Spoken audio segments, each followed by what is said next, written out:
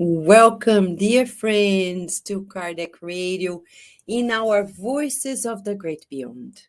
This book was recently discussed and thought about ourselves, and we're going to relate to you a conversation about it. This book is a journey into ourselves. Are you ready? Today we're going to begin chapter 1, but before we begin, I want to share the behind the scenes of this book, which is amazing. It all begins, and let me share the slides with you because that's where it all began. This book, Voices of the Great Beyond, began with the medium Chico Xavier in Brazil. And Chico Xavier himself, as a medium, he always worked in groups. And that's a highlight for us because we know many mediums, we want to fly solo. They don't go far. They may become famous, but they don't become a legacy like Chico Xavier. Do we want to become a legacy? No. But we want to sustain a consistent pattern that deepens as we advance in this reincarnation. And that's what happened to Chico Xavier. He started it at 17, and he continued solidly until he discarnated in 2002 at 92 years of age. Chico Xavier had a group in the Spirit Center Meimei in the city of Pedro Leopoldo, the state of Minas Gerais, Brazil.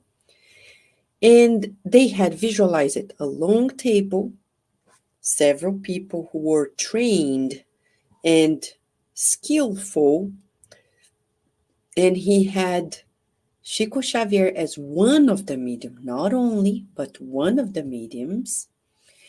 And this time, he's not psychographing, as you see in the picture. He was receiving messages in speaking mediumship. He would be concentrated and allow the spirits to speak through him, sometimes elevated spirits, sometimes spirits that are being rescued and are relaying teachings to us. And the transcription of those recorded messages came in 3 books. One, Psychophonic Instructions, which you and I have already studied here at Kardec Radio years ago, and you can rescue it in our YouTube playlist, Psychophonic Instructions. Go there, watch it, because the studies are amazing, since these books are not published into English yet, but relayed here to you at Kardec Radio. And today we have the honor of, in a team effort at Kardec Radio, bringing to you the chapters firsthand. This was never done in English before. Firsthand, Voices of the Great Beyond. It can be a true support for us. And of course, the authors of the messages are several. Today we're going to begin the first message. But before we begin, there's always a preface by Emmanuel, Chico Xavier's mentor. And don't forget, every time we are doing any works of the good, our guardian angel is always helping us, always by our side, always, always, always, always. Today, we're going to read to you a few sentences of the beautiful preface given by Emmanuel through Chico Xavier in May of 1957, 100 years after the foundation of Spiritism with the Spirit's Book. And he titled the preface, Before the Reason Divine. Of course, he's talking about the Christ. And he's saying a prayer, he's saying, Lord, bless our humble effort. Isn't that beautiful? Do you see? Spiritism is all about teamwork. You need to find your team and work together. It's not easy, it's not simple, but it's the only way to progress law of society. So Emmanuel is coordinating this effort through Chico Xavier and his group. And all the messages that are coming along were revised by him, were coordinated by him. And he's saying to Jesus, the governor of our planet, bless our humble effort, convert the word into our nourishment of optimism and comfort, friendship and understanding in the servants of the good. Everything we give is a co-creation with God. Think about when you have a child or a grandchild and you want to write a card to a teacher. When they're very little, you help them, right? It's a teamwork effort, right? They do their little thing or their great thing, and then we add our thing. That's exactly Emmanuel's side of the story. He's saying, may all of this that we're bringing together be nourishment for people. We nourish ourselves with love, and these words are of love. May we, the little apprentices of your divine lesson, incarnated or discarnated, gathered again in the ladder of renewal and progress that is our duty to draw, hear your message of confidence and encouragement. Peace be with you. Okay, Emmanuel is preparing us for what is coming into this book. Why did they decide to publish this book? Because those messages are really, really important and uplifting. You see, today we're going to begin with the message, which is a warning in itself. Very, very current in our moment of earth. If you read this message, which was brought to us in 1957, you will see that this message, the warning message, seems to have written for the moment of today. The spirit author that spoke through Chico Xavier, spoke through him, is Antonio Luiz Sayao. Who is he? He is a spiritist born in Rio de Janeiro. He became a spiritist at a time when Brazil was not a spiritist at all, a spiritist country. At the time in which Kardec was releasing the books and then entering every corner of the world, Antonio Sayao was one of the few people in Brazil who were absorbing this message. Not only that, he had the courage to withstand the adversities of the skeptics and those who were truly orthodox in their religion. In Brazil, we have the foundation of the Brazilian Spiritist Federation at the end of 19th century, and Antonio Sayao was one of the few spiritists who were there supporting, who were working on it together with Bittencourt Sampaio and others. So he's one of the pioneers of Spiritism in the world. And that's how this book begins. And you're saying, Vanessa, why do I care? I'm not even quite a spiritist. And if I am, what is in for me? Immortal Spirit, come with me. Let me share with you what is in for you, okay? Let me share with you what is in for you, because this message is truly, truly uplifting. You ready? Shall we? Yes? All right, so let's go. Let me just fix here what we are talking about so the message becomes center stage for us. Here we go, friends. He says, we understand individual and collective suffering as a natural and fair imposition of what is not lawful for us to escape. Just as in ordinary existence, no one flees the service of cleaning if one intends to evolve and preserve oneself. So, individual and collective suffering. We can escape it. Why? Let's go back to ancient Buddhism when we come to know the source of suffering. It is true, our suffering happens because of our cravings and attachments. Cravings and attachments. And we're not only talking about food, craving for fame, craving for being loved, craving to be loved, craving to be rich, craving and our attachments. It's my pen, my things, my family, myself, my body, and in those we suffer.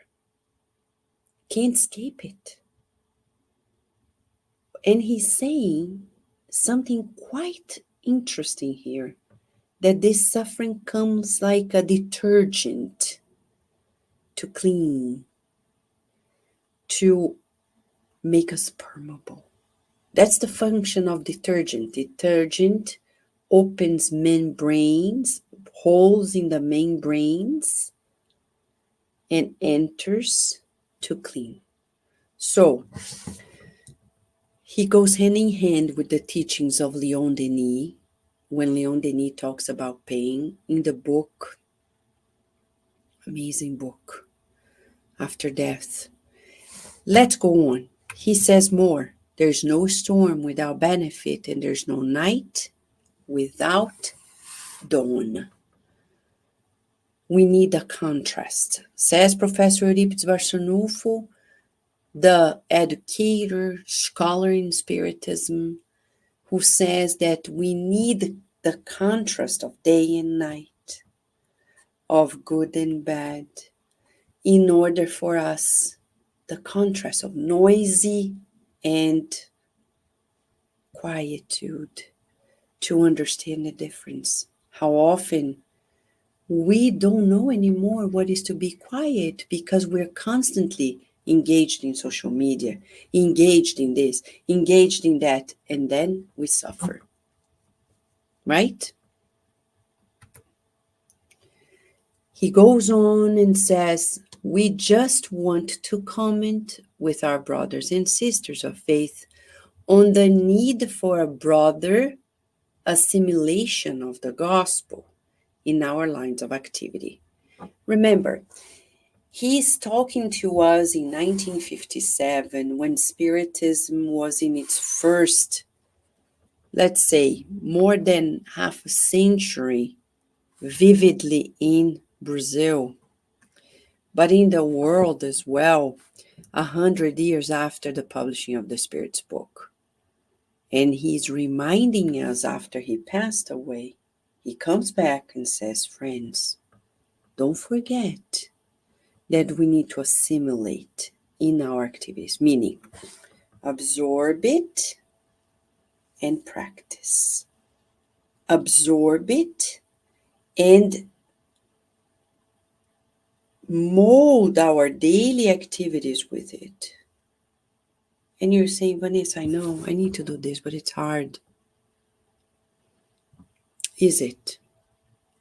Seriously, how can something so beautiful, uplifting, joyful, because the gospel is about the good news, how can it be hard? It's harder not to do it. So hard that we become sick because we are obstructing the flow of God's love. So it's important for us to go through this and absorb it. If we keep blaming people and life and the country and things, you know why I am not this? Because she didn't allow me to do this. Because he, or because of they, because of the president, because of the governor, because of this world. That childish attitude needs to change. Because we're creating suffering for ourselves. When we take responsibility, we say the inner adult takes charge and says to the inner child, we're going to make a better life now. Because for many lives, we've been whimsical, we've been children of God, quite ungrateful children of God, prodigal, spending everything God has given us. It's time to go back to the Father's house, the Mother's house, and surrender to the good news, which begins with, I am a child of God. That's a good news. I am a child of God. I was born to progress. I was born to love. I was born to serve. I was born to grow. I never regress. And he says to us that the title of Spiritist is equal to that of a revived Christian, involved the unavoidable obligation to help the world. He's not saying save the world. He's saying help the world. But majority of people, what do? They think, oh, but I already helped my family and the people at my work. Remember, there's no charity in helping people at work, because at work, we're being paid. We're being paid. And when we're being paid, what happens? What happens when we're being paid? The reward is already being received. Charity comes when there's no immediate reward. When we have the obligation to help the world. How? Beginning with ourselves, but also daily practicing selflessness. The teachings of Spiritism come hand in hand with the ancient teachings of every single philosophy and religion.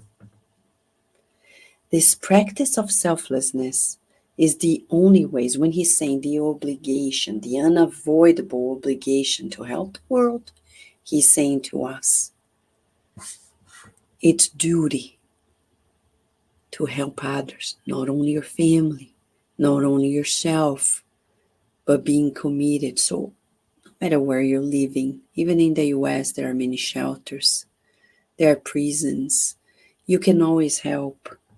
I tell you, recently, we were at the Spiritist Society of Washington, D.C., coordinating the efforts, and we received a letter from Japan. The Spiritist Society of Washington received a letter from Japan from somebody who is in a prison in Japan. This is not a Brazilian person or a Spiritist person, but a person from Singapore in a prison who got to know of the Spiritist Society of Washington, D.C. through the Singapore embassy. And this friend is asking us, can you please send me Kardec's books, the Gospel, the Spirit's book, so I can study more?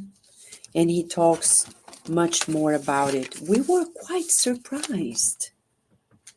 But we were thinking that we are here in our little corner, minding our business and not affecting the world. When you participate in your Spiritist group and center, you are in the task force of helping the world.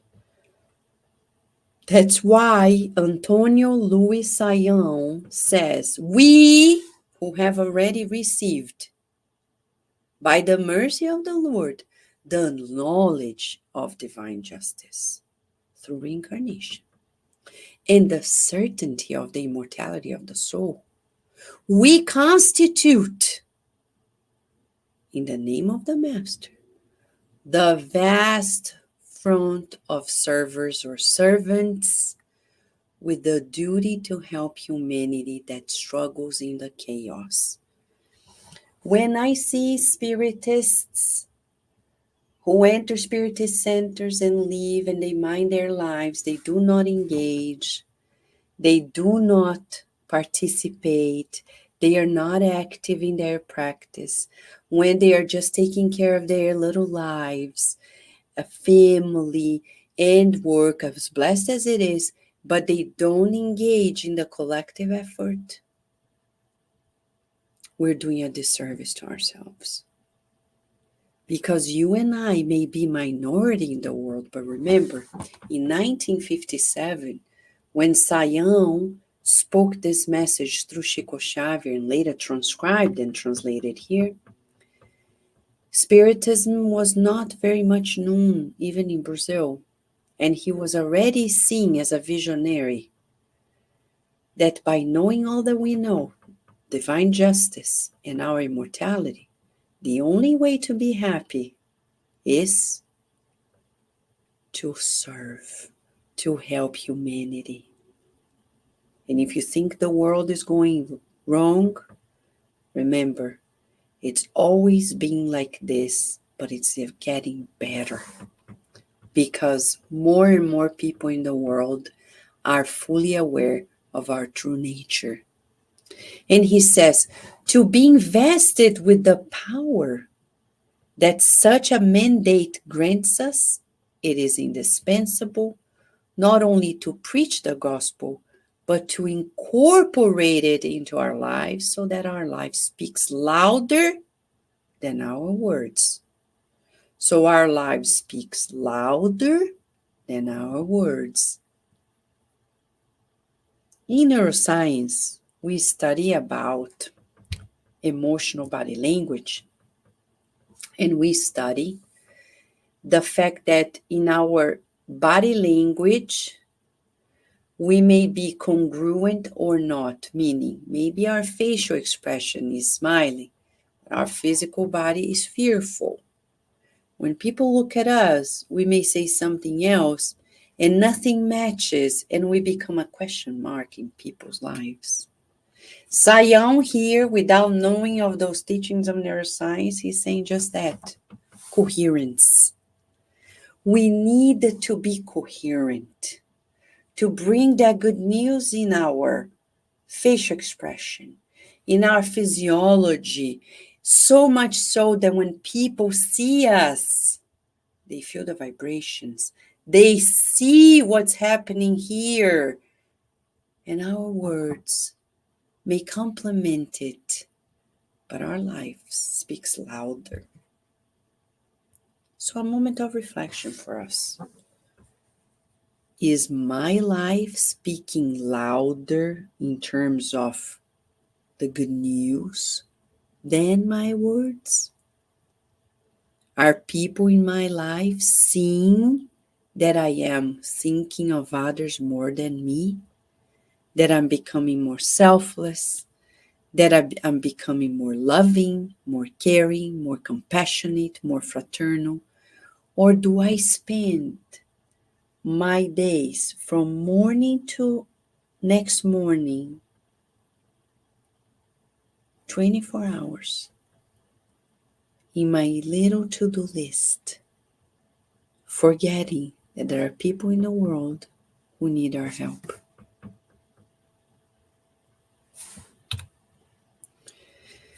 Of course, he's going to talk about those who do not want to join in, those who quit, the quitters.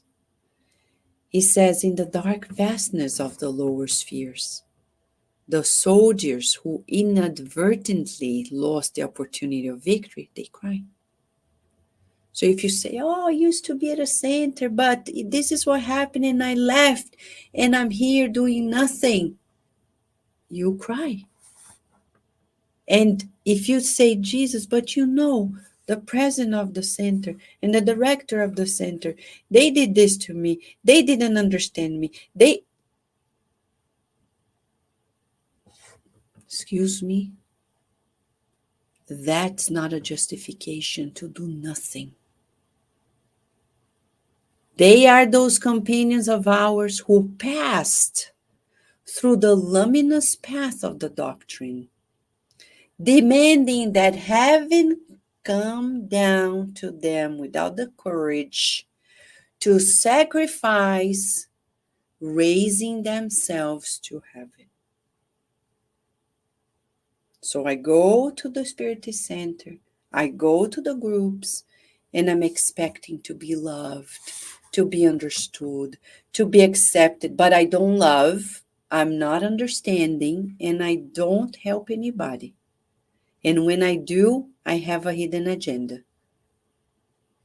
They exchange the eternal values for the plate of lentils of human ease, just like Judas, rushing themselves into the old boulders of disillusion to which they cling in despair and delayed regret. In the book Torments of Obsession by the spirit author Manuel Filomeno de Miranda, through Divaldo Franco, the medium, we get to know of Evaldo's story, who became to work in Spiritism and be a politician at the same time. And though given all the resources and opportunities, he gave the excuses that majority of people give. Oh, I can't. Oh, I'm too busy at work. I have my family to care for.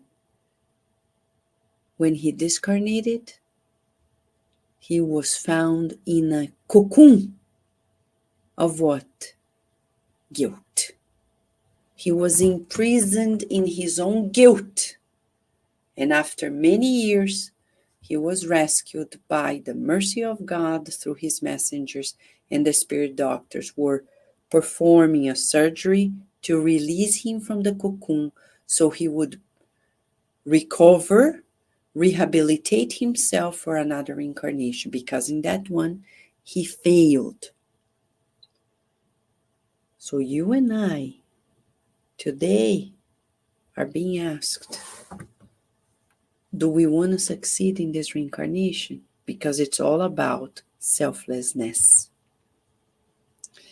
The great conflict between good and evil continues loud and terrible, urging us to humility, to work, to love, and renunciation. It's humbling. When we see the wrongdoings in the world, it's humbling. When we see it in ourselves, it's humbling. So it's about humility, but we need to keep being useful work, practicing openness of the heart, love, and renouncing. Renouncing what? Our selfishness. It's not about chocolate. It's about selfishness, pride. When I want my family to do what I want, when I want people in my group to do what I want, when I want people to do this, I need to renounce just that egotism. And he's saying more, spiritists, friends of ideal, if you wish to triumph in the promises you signed on high before this reincarnation, it is necessary to wake up to the responsibilities of living and believing, fighting fearlessly for the regeneration of ourselves and for moral upliftment of the earth. Twofold action. I regenerate myself and I uplift the earth. How do I regenerate myself? Generating anew, beginning anew, learning new responses to old problems. You remember the movie? That movie, huh? You remember the Back to the Future? When the main character, he was very nice, friendly, but if the other the bad guy called him chicken, he would lose his cool. And that's where he lost himself many times. new responses to the old problems. Say chicken, and then you say, thank you very much. I did that the other day as a practice in a post when people were disagreeing, and I said, thank you. They stopped because it's not a battlefield. People, they have the right to say what they want. And we have the right to respect it. That's called justice. But our world is not there yet. So we need to create new responses for old problems, and thus we regenerate ourselves and uplift the earth. It doesn't begin from the outside in. But remember, we're not alone. Sayao says that little by little, we're going to get to new meanings. Let us keep trial for blessing when things are testing us. Blessings. Work for daily spiritual food. When we fulfill our duties, we are nourished. Obstacles for measure of our confidence. It's about the courage of our faith. You know that person that seems to be an obstacle in your life? And God is saying, no, you're reading that wrong. That person is for you a measure of your confidence. They say they disagree. Let's say you write something and this person says, no, I don't like what you've written. But let's say you wrote it from the heart. Respect the person's opinion, but stay confident. You know that the author of Harry Potter, she was rejected more than a dozen times when she first wrote the first book. Were those obstacles? No. She kept on insisting and persisting, and look at the world now. It's Harry Potter's world. A measure of our confidence. Faith as our incessant stimulus. Let us keep ourselves in our faith as incessant stimulus and tranquil conscience. Quiet for our best reward. What is our reward?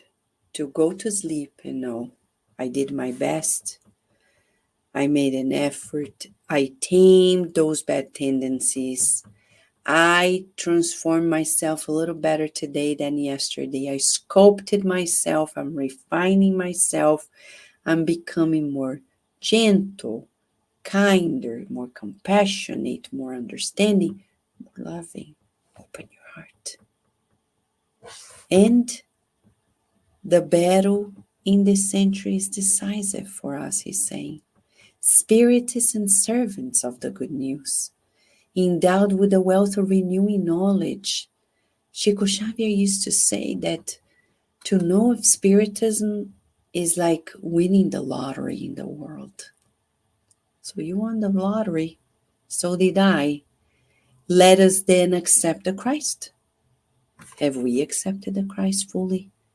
Freeing ourselves definitely from the darkness, because the Christ comes with the truth.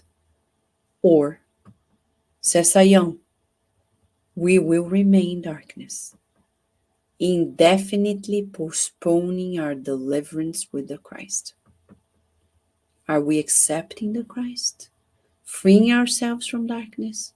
Or are we delaying in darkness? Oh, but Vanessa, I remember somebody saying to me one day, I will become a spiritist. I'm going to study spiritism. But I like money so much and material things that I can't give it up now. That's blindness. Okay. What can I say? It's up to you. It's your life. But it's important to know that for every decision, there is a consequence. You want to pay the price? because sooner or later, that attachment is going to be tested. That attachment is going to be checked by our conscience, and we'll have to give it up. The sooner we coach ourselves to that, the better, the freer we are. And he finalizes his message by saying, may our Blessed Mother protect and bless us. Why is he bringing Mother Mary? Love. It seems that, when you look at Sayao, you see like, was he stern? No, he was loving. So loving that he knew that the message he's referring to is the Christ consciousness, which is all about love, that began with family, a special family with the Christ, Mary, the mother of all of us. So today I want to finalize this with you. And you feel free to make your comments, to write questions. I will answer it in the next program next week. But for now, I'd like to invite you for this short prayer as we together with Mother Mary, we together come to a beautiful and wonderful opportunity of feeling the blessings of her.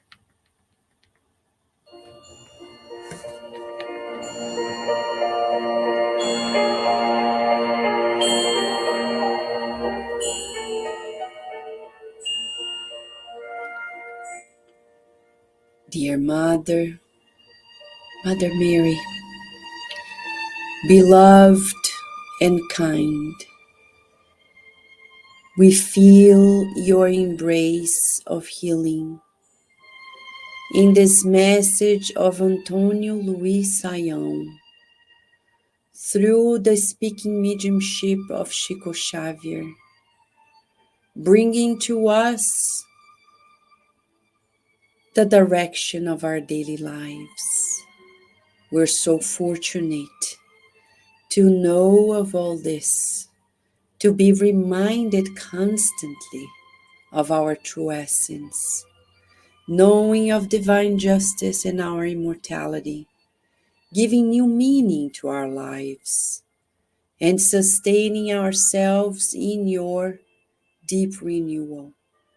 Thank you, dear Lord, for the gift of your presence, of your life,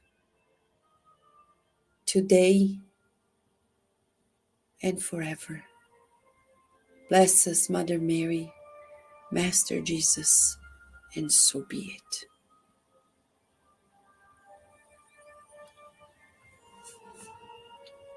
This is Voices of the Great Beyond, dear friends. In Voices of the Great Beyond, we are finding ourselves. We are finding a new way of feeling, of being.